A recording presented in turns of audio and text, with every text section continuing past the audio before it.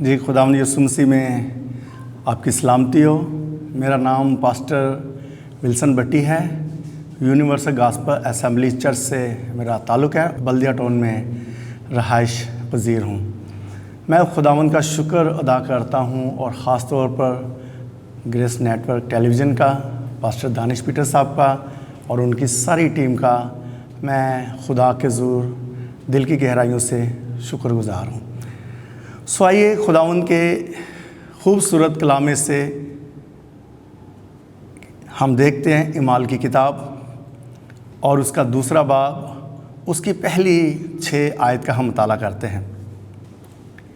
کلام مقدس میں لکھا ہے، جب عید پینتیکوس کا دن آیا تو وہ سب ایک جگہ جمع تھے کہ یکایک آسمان سے ایسی آواز آئی جس سے سارا گھر جہاں وہ بیٹھے تھے گونج گیا، اور انہیں آگ کی شعلہ کی سی پھٹتی ہوئی زبانیں دکھائی دیں، اور ان میں سے ہر ایک پر آ ٹھہری، اور وہ روح القدس سے بھر گئے اور غیر زبانیں بولنے لگے جس طرح روح نے انہیں بولنے کی طاقت بخشی۔ اور ہر قوم میں سے جو آسمان کے تلے ہے خدا ترس یہودی یروشلم میں رہتے تھے، جب یہ آواز سنی تو بھیڑ لگ گئی، کیونکہ ان کو یہی تھا کہ ہم میں سے ہر ایک کی زبان بولی جا رہی ہے۔ خدا کے پاک کلام کے پڑھے سنے جانے سے خدا ہم سب کو برکت بخشے، آمین۔ آئیے عزیزو، خداوند کے مقدس خوبصورت کلام کی طرف بڑھتے ہیں۔ خداوند کے پاک کلام میں سے جو حوالہ ہم نے پڑھا ہے، اس حوالہ میں ہم نے جو کچھ پڑھا اور سنا، یہ اس وقت کا واقعہ ہے جب ہمارا مسیح خداوند مر کے مردوں میں سے جی اٹھتے ہیں، اور جس دن وہ جی اٹھتے ہیں اسی دن سے وہ بے شمار لوگوں کو ملے، نظر آئے، اور مسیحا مصلوب نے ان سے بادشاہی کی باتیں کی۔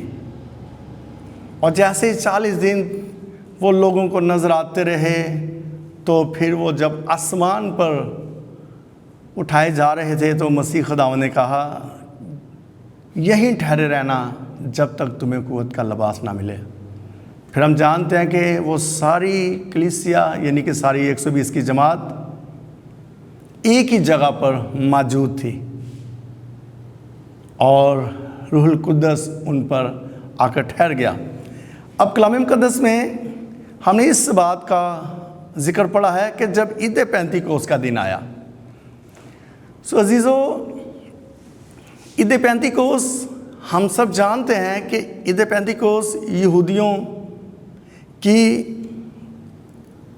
گندم کی کٹائی کی عید بھی کہلاتی ہے، اور عید پینتیکوس کا مطلب ہے 50واں دن، کیونکہ میں نے آپ کو بتایا 40 دن تک مسیح دنیا میں لوگوں کو نظر آتے رہے، اور پھر 10ویں دن خداوند نے اپنا پاک روح ان پر نازل کیا۔ کلام مقدس میں یہ جو ایک بڑا زبردست واقعہ ہوا کہ روح القدس ان پر نازل ہوا، اور آگ کی شعلہ کسی پھٹتی ہوئی زبانیں ان پر آ کر ٹھہر گئیں، اور ان میں سے ہر ایک غیر زبانیں بولنے لگا۔ یہ نمایاں فرق اس لیے ضروری ہے، بابل کے مقام پر سب کو جب جدا جدا زبانیں دیکھ کر الگ کر دیا، ویسے ہی غیر زبانوں کے سبب سے سب کو ایک کلیسیا کی صورت میں اکٹھا کرنا بھی ضروری تھا، کیونکہ جب بابل کا برج بن رہا تھا سب کی زبانیں الگ الگ ہو گئی اور وہ بکھر گئے تھے، مگر عید پینتیکوس کے دن جب روح القدس کا نزول ہوا تو روح القدس کے وسیلہ سے دوبارہ ان کو ایک ہو جانا پڑا، کیونکہ کلام مقدس میں جب ہم متی کی انجیل کا مطالعہ کرتے ہیں اور متی کی انجیل میں 3 باب کی جب ہم 11ویں آیت کا مطالعہ کرتے ہیں، وہاں پر بڑی پیاری سی ایک آیت ہے، آپ بائبل میں سے پڑھ سکتے ہیں۔ لکھا ہے یوحنا نے پہلے ہی انہیں بتا دیا تھا کہ جو میرے بعد میں آنے والا ہے وہ مجھ سے زوراور ہے، اور میں اس کی جوتیوں کے تسمہ کھولنے کے بھی لائق نہیں ہوں۔ اور یوحنا نے یہ بات کہہ دی تھی انہیں کہ میں تو تمہیں پانی سے بپتسمہ دیتا ہوں، مگر جو میرے بعد آنے والا ہے وہ تمہیں روح اور آگ سے بپتسمہ دے گا۔ میرے روح القدس کا نزول، اس کے بارے یوحنا نے پہلے فرما دیا۔ تو اسی طرح جب ہم پرانا عہد نامہ کا مطالعہ کرتے ہیں، یوئیل کی کتاب کا 2 باب، اور پھر اس کی ہم جب 28ویں آیت کا مطالعہ کرتے ہیں، وہاں پر بھی ہمیں ایک پیشگوئی نظر آتی ہے جس کے اندر لکھا ہے، اس وقت میں اپنی روح میں سے ہر فرد بشر پر نازل کروں گا۔ یہ بات پہلے سے بیان کر دی گئی، کلام مقدس میں درج کر دی گئی، یوحنا نے بھی کہہ دی، اس سے کافی پہلے یوئیل نبی نے بھی اس بات کا ذکر کر دیا، اور مسیح خداوند نے بھی یہ بات کہی، میں جاتا ہوں اور تمہیں دوسرا مددگار بھیجوں گا، میں باپ سے درخواست کروں گا اور وہ تمہیں دوسرا مددگار بخشے گا۔ تو اس لیے میرے عید پینتیکوس کے دن یوئیل نبی کی یہ پیشگوئی اور یوحنا کا یہ کہنا کہ وہ تمہیں روح اور آگ سے بپتسمہ دے گا، یہ ساری باتیں عید پینتیکوس کے دن پوری ہو جاتی ہیں۔ تو اسی طرح یوحنا کی انجیل میں جب ہم اس کے 3 باب کی 5ویں آیت کا مطالعہ کرتے ہیں، وہاں پر بڑی اچھی خوبصورت سی بات لکھی ہے۔ چونکہ ہم روح القدس کے بارے، اس کے نزول کے بارے خدا کے کلام میں سے دیکھ رہے ہیں، تو یوحنا کی انجیل میں لکھا ہے، جب تک کوئی روح اور پانی سے پیدا نہ ہو، آسمان کی بادشاہی میں داخل نہیں ہو سکتا۔ جیسے مسیح کا دنیا میں آنا اور اس کا مصلوب ہونا اور اس کی مصلوبیت کا اقرار کرنا ایماندار بننے کے لیے کافی ہے، اسی طرح پاک روح کا بھی، یعنی کہ پاک روح کے وسیلہ سے بھی آسمان کی بادشاہت کے اندر جانا ضروری ہے۔ بغیر پاک روح کے آسمان کی بادشاہی میں جانا ناممکن سا نظر آتا ہے، کیونکہ خود مسیحا نے یہ بات کر دی تھی کہ جب تک کوئی پانی اور روح سے پیدا نہ ہو۔ اس لیے میرے عزیزو، پانی سے جب ہم بپتسمہ لیتے ہیں اور ساتھ ہی ہمیں روح القدس کا بھی بپتسمہ پانا ضروری ہے، اور یہی وہ نزول ہوا جب عید پینتیکوس کا دن آیا، تو ان سب نے جو 120 کی جماعت وہاں پر موجود تھی، ان سب نے روح القدس کا بپتسمہ پایا۔ تو میرے یوحنا کی انجیل کا جب بھی ہم مطالعہ کرتے ہیں، 16 باب کی 8ویں آیت، وہاں لکھا ہے، اور وہ آ کر روح القدس کے بارے کہا جا رہا ہے، اور وہ آ کر، یعنی کہ روح القدس آ کر دنیا کو گناہ اور راست بازی اور عدالت کے بارے میں قصوروار ٹھہرائے گا۔ اس کا مطلب یہ ہے کہ جیسا اختیار یسوع مسیح کے پاس ہے، بالکل اسی طرح کی ہر ایک چیز ہمارے خدا کے پاک روح کے اندر بھی ہے۔ اس آیت میں ہم نے اس بات کو پڑھا ہے کہ روح القدس جو ہے یہ دنیا کو گناہ اور راست بازی کے لیے ان کی عدالت کر سکتا ہے۔ میرے عزیزو، ہمیں سب کو اس عید پینتیکوس کے لیے، جو کہ 2000 سے زیادہ سال ہو چکے ہیں اس واقعہ کو ہوئے، ہمیں آج بھی جب عید پینتیکوس آتا ہے ہمیں خوشی ہوتی ہے، کیونکہ وہ سارے وعدے جو مسیح کے لیے کہے گئے تھے پورے ہوئے، اور اسی طرح وہ سارے وعدے جو یسوع کے لیے بیان کیے گئے تھے وہ بھی سارے پورے ہو گئے۔ تو خدا کا شکر ہے۔ اب یہاں پر عدالت کرنا خدا کا کام ہے۔ میں نے آپ کو حوالہ پڑھ کے بتایا کہ روح القدس عدالت کرے گا اس حوالہ کے مطابق۔ تو عدالت کرنا خدا کا کام ہے، اور بائبل مقدس میں ہم ضرور اس بات کا بھی ذکر پڑھ سکتے ہیں کہ یوحنا کی انجیل کے اندر 4 باب کی 24ویں آیت میں لکھا ہے کہ روح القدس بھی خدا ہے۔ اس لیے میرے روح القدس تثلیث کا تیسرا کنوم ہے۔ جیسے خدا باپ ہے، جیسے خدا بیٹا ہے، اسی طرح روح بھی خدا ہے۔ اس لیے یوحنا کی انجیل 4 باب کی 24ویں آیت میں یہ بات آئی ہے کہ روح القدس بھی خدا ہے۔ اس لیے ہم اس بات کے لیے بڑی شکر گزاری خدا کی کر سکتے ہیں کہ جیسے مسیح کے آنے سے دنیا کی نجات ہوئی، اسی طرح روح القدس کے آنے سے بھی دنیا کے لیے دنیا کو اکٹھا کرنا اور آسمان کی بادشاہت میں ایک کرنا اور مسیح کی محبت میں مضبوط ہونا اور دلیری حاصل کرنا، یہ بھی ہمیں روح القدس کی مدد سے ہی حاصل ہوتا ہے۔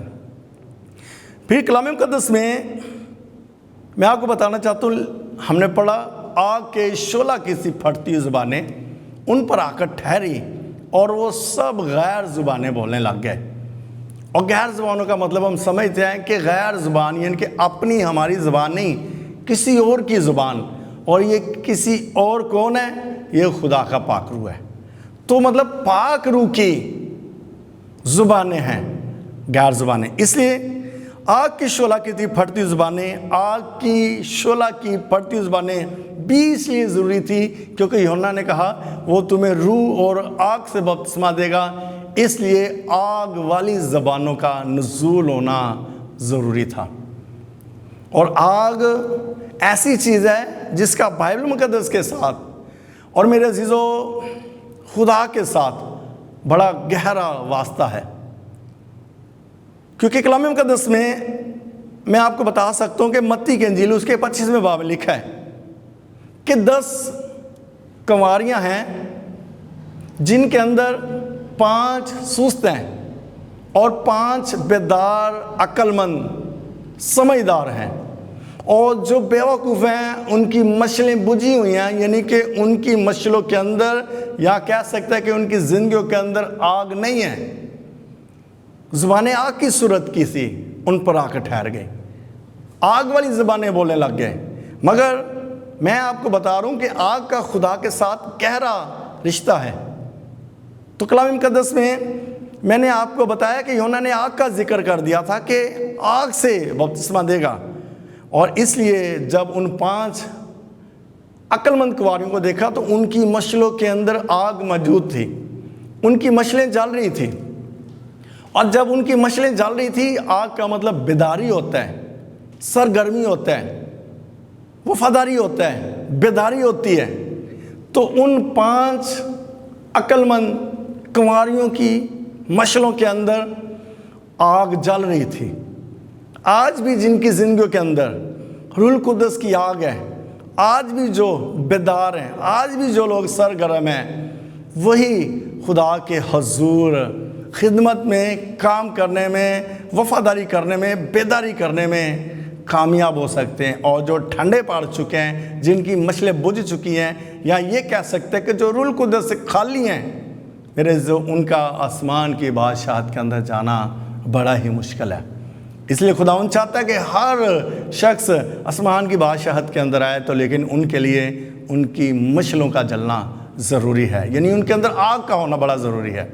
پھر یہ صرف متی کی انجیل میں یہ ذکر نہیں ہے کہ ان کی مشلوں میں آگ لگی ہوئی ہے، یہ ہم جب ایلیا کا ذکر کلام مقدس کے اندر پڑھتے ہیں تو وہاں پر ایلیا کے بارے میں بھی ہمیں نظر آتا ہے کہ ایلیا کیا کرتا ہے، خدا سے آگ مانگتا ہے اور خدا آگ بھیج دیتا ہے۔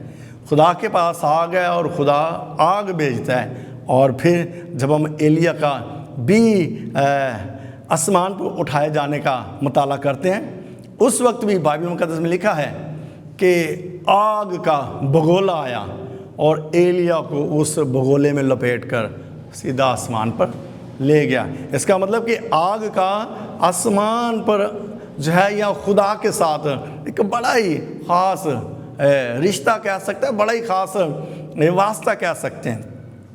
تو پھر موسیٰ کے بارے میں بھی جب ہم دیکھتے ہیں تو وہاں پر بھی ہم دیکھتے ہیں کہ خدا بذات آپ آگ کی صورت میں موسیٰ کے ساتھ بات کرتا ہے۔ اس لیے میرے جو آگ بڑی خاص چیز ہے، آگ سرگرم رکھتی ہے، بیدار رکھتی ہے، آگ ہمیشہ آپ کو تیار رکھتی ہے کہ آپ خدا کی خدمت کر سکیں، خدا کی بادشاہت کی وسعت کے لیے خدا کے کلام کو پھیلا سکیں۔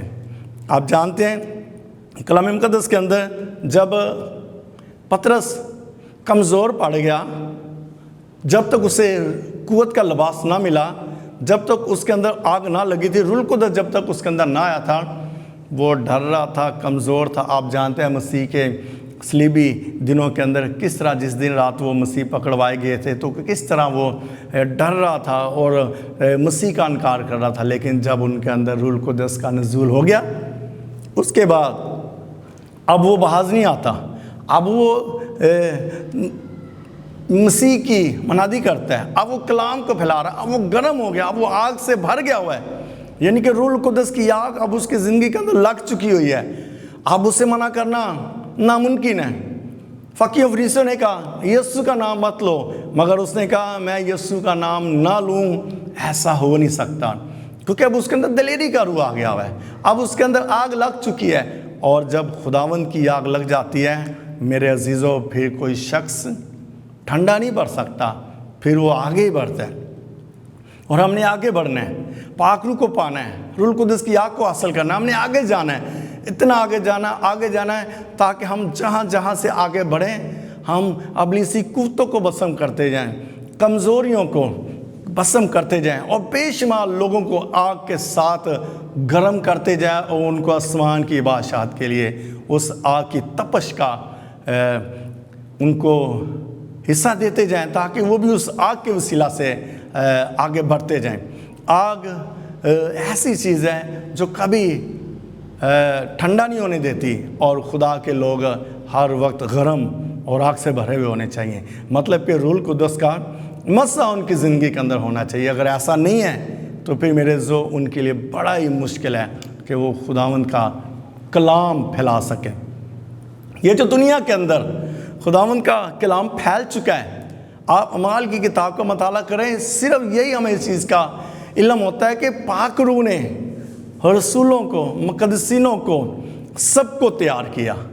اور پھر ہم نے کلام مقدس کے اندر دیکھا کہ پاک روح آیا تو منادی جہان کے اندر ہو گئی۔ اس لیے میرے جو ہم اس بات کو یاد رکھیں کہ ہمیں پاک روح کو پانے کی بڑی خواہش ہونی چاہیے، کیونکہ یوئیل کی کتاب میں نے آپ کو بتایا حوالہ دوسرے باب کی 28ویں آیت میں کہ خدا خود کہہ رہا ہے میں دنیا کے آخر میں اپنے روح میں سے ہر بشر پر نازل کروں گا۔ میرے جو خدا کا یہ وعدہ ہے کہ وہ ہر بشر پر روح القدس نازل کرنے والا ہے۔ ہمیں چاہیے کہ ہم پاک روح کی بھوک اور پیاس رکھیں، ہم ہمیشہ خدا سے پاک روح مانگا کریں۔ پاک روح ہمارا گائیڈ کرنے والا استاد ہے، پاک روح ہمارا مددگار ہے، اور یہ بڑی خدا کی حضوری کو لانے کا ایک بہت بڑا اعلیٰ ذریعہ ہے۔ اس لیے ہمیں پاک روح کے بغیر کچھ بھی ہم حاصل نہیں کر سکتے۔ رومیو کے خط میں لکھا ہے جس میں مسیح کا روح نہیں وہ مسیح کا نہیں۔ اس لیے میرے جو آپ جتنے اس کلام کو سن رہے ہیں آپ اس میسیج کو ضرور یاد رکھیں کہ رومیو کے خط میں لکھا ہے جس میں مسیح کا روح نہیں وہ مسیح کا نہیں۔ اس لیے میرے جو مسیح کے روح کو پانے کی خواہش کریں، مانگے خدا سے، وہ اپنے روح میں سے ہر بشر پر انڈیلنا چاہتا ہے۔ اور پھر رسولوں کو خدا نے ایسی برکت دے دی کہ وہ جس پر بھی ہاتھ رکھتے وہ سب روح القدس سے بھر جاتے، اور وہ سب کے سب غیر زبانوں میں دعا کرنا شروع ہو جاتے ہیں، اور ان کے اندر ایک آگ سی آ جاتی ہے۔ میرے جو روح القدس کا اور آگ کا ہونا ہماری زندگی کے اندر بڑا ضروری ہے۔ میں آپ کو ایک خوبصورت سا واقعہ بتاتا ہوں۔ کلام مقدس میں متی کی انجیل کا جب مطالعہ کرتے ہیں 30 باب کی 16ویں آیت، یہاں پر دیکھیے ایک واقعہ ہوا ہے۔ यहाँ पर ये यीशु मसीह ने जब बपतिस्मा लिया तो रूह कुद्दस कबूतर की मानिंद यीशु मसीह के कंधे पर आकर बैठ गया। थोड़ा सा मैं आपका ध्यान इस तरफ भी लाना चाहता हूँ कि कबूतर की सूरत में रूह कुद्दस क्यों नाजिल हुआ? कोई और परिंदा भी हो सकता था। रूह कुद्दस का कंसेप्ट ये है क्योंकि उसमें मैं आपको कुछ खासियत बताना चाहता हूँ। जो कबूतर में चीज़ें हैं वो हमें कुछ चीज़ें पाक रूह के अंदर भी नज़र आती हैं। पहले कि वो पाक है और फिर वो भोला है। कबूतर पाक है और कबूतर भोला है। तीसरे नंबर पर वो अमन और सलामती का निशान है। इसलिए कबूतर का भी इसलिए ज़रूरी था। और फिर जिस तरह कबूतर मोहब्बत में कुड़ता है, रूह भी मोहब्बत में कुड़ता है, जिसके बारे आप रोमियो 8वें बाब की 26 में आपने पढ़ सकते हैं। वहाँ पर लिखा है रूह खुद हमारे लिए आहें भर भर के दुआ करता है।